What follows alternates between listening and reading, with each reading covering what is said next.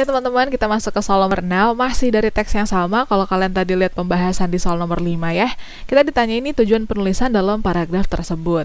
Nah, kalau misalnya kita lihat ya, paragraf di soal ini kan berisi pemaparan berita atau informasi yang berhubungan sama hilangnya pesawat karena keluar dari jalur.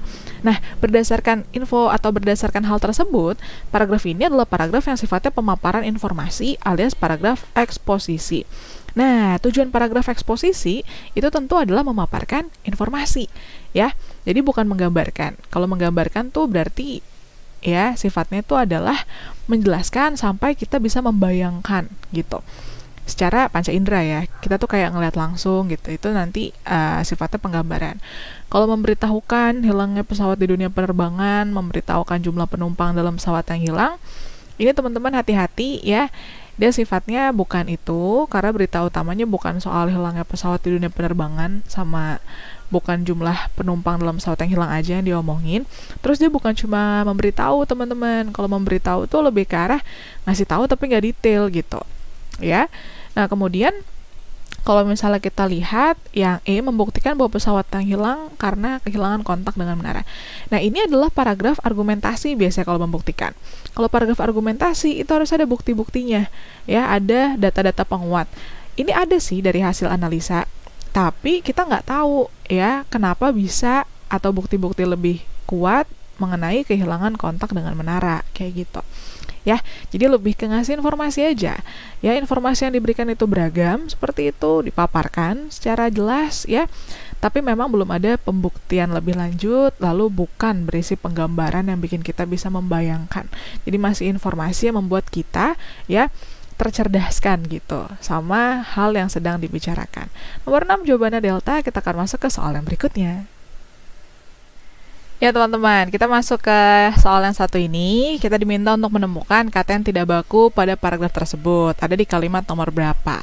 Nah, ngomongin soal kata tidak baku, teman-teman, kata tidak baku itu umumnya adalah kata yang penulisannya salah ya, atau kata yang tidak sesuai dengan aturan kemunculannya dalam kamus. Nah, contohnya adalah kata pada kalimat 5. Nah, kalau dari tadi kalian ngerasa, aduh kok ini kayaknya analisa apa analisis ya gitu. Di Kamus Besar Bahasa Indonesia yang betul itu adalah analisis teman-teman ya.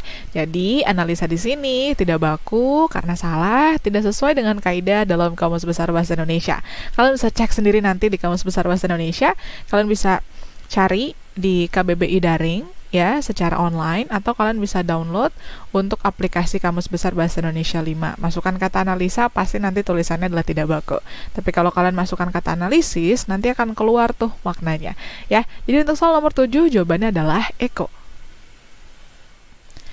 Ya teman-teman, soal yang satu ini harusnya nggak terlalu sulit sih ya, karena kita diminta untuk melihat akhirannya pada kata dialaminya, dan kalimatnya tuh nggak terlalu ribet gitu. Dalam mendiagnosis batu ginjal, pertama-tama dokter mencoba menggali keterangan dari pasien seputar gejala-gejala yang dialaminya. Tentu gejala yang dialami sama pasien, kan yang lagi mau digali kan si pasiennya teman-teman ya. Jadinya itu pasti jawabannya adalah mengacu kepada pasien. 8 jawabannya bravo, kita akan masuk ke soal yang berikutnya. Ya teman-teman, di soal yang satu ini kita diminta untuk menentukan kalimat simpulan yang sesuai ya dengan isi paragraf tersebut. Kita baca dulu kali ya semuanya ya. Dalam mendiagnosis batu ginjal, pertama-tama dokter mencoba menggali keterangan dari pasien seputar gejala-gejala yang dialaminya. Biasanya dokter akan menanyakan apakah pasien mempunyai riwayat menderita batu ginjal sebelumnya atau tidak. Dokter juga akan menanyakan. Nah, ini diulang-ulang nih teman-teman ya. Dokter juga akan menanyakan. Tadi dokternya menanyakan gitu. Apakah pasien memiliki keluarga yang berpenyakit sama, ataukah pernah atau apakah belakangan pasien sering mengonsumsi makanan atau suplemen yang memicu terbentuknya penyakit itu. Nah, penyakit itu tentu maksudnya itu adalah ke batu ginjal. Nah, kalau kita lihat teman-teman dalam teks ini secara tersurat ya, alias jelas tertulis dalam paragraf, itu bisa kita ketahui informasi tentang langkah-langkah yang dilakukan sama dokter nih dalam mencari informasi terkait penyakit seorang pasien. Nah, kata dokter menanyakan maksudnya yang kemunculannya berulang dalam paragraf tuh benar-benar jadi petunjuk banget sebenarnya bahwa kata-kata dengan kemunculan dominan seperti itu adalah kata-kata yang penting tuh dimasukin dalam simpulan, karena simpulan itu adalah satu kalimat yang memuat semua hal penting dalam paragraf. gitu. Ya, jadi nggak bisa tuh baca awalnya aja sama kalimat akhir aja, itu nggak bisa. Baca full, kemudian temukan semua hal yang penting. Ya, hal yang penting itu bisa dilihat dari dia paling dibahas gitu, atau dia sering diulang-ulang ya. Nah, kalau udah ketemu nih, dokter menanyakan itu sebagai kata-kata penting yang harus dimuat dalam simpulan. Jawaban yang paling tepat tentu adalah jawaban A. Langkah-langkah yang dilakukan dokter untuk mencari informasi seputar penyakit yang diderita pasien itu sangat penting, ya. Karena dokter nanyain gitu ya, terus mencari informasi ke pasien. Nah, kalau misalnya Bravo, langkah-langkah yang perlu dilakukan untuk mencari informasi tentang riwayat penyakit batu ginjal si pasien. Nah, teman-teman ya, ini lebih fokus ke tentang penyakit batu ginjal gitu, ya. Nah, kalau ini, teman-teman yang Bravo, jawabannya agak kurang tepat. Karena langkah-langkah yang perlu dilakukan dokter. Ya, ini seperti saran gitu, lebih ke saran, jadi lebih ke langkah-langkah yang dilakukan dokter aja. Terus berbagai pertanyaan yang diajukan dokter. Kita nggak ngelihat berbagai pertanyaannya. Kemudian diagnosis dokter tentang makanan dan minuman si pasien akan menentukan pengobatannya. Ya, ini enggak teman-teman. Ini tidak sesuai dengan informasi dalam teks, ya. Diagnosis dokter bahwa suplemen yang dikonsumsi pasien batu ginjal ternyata sangat membahayakan jiwanya.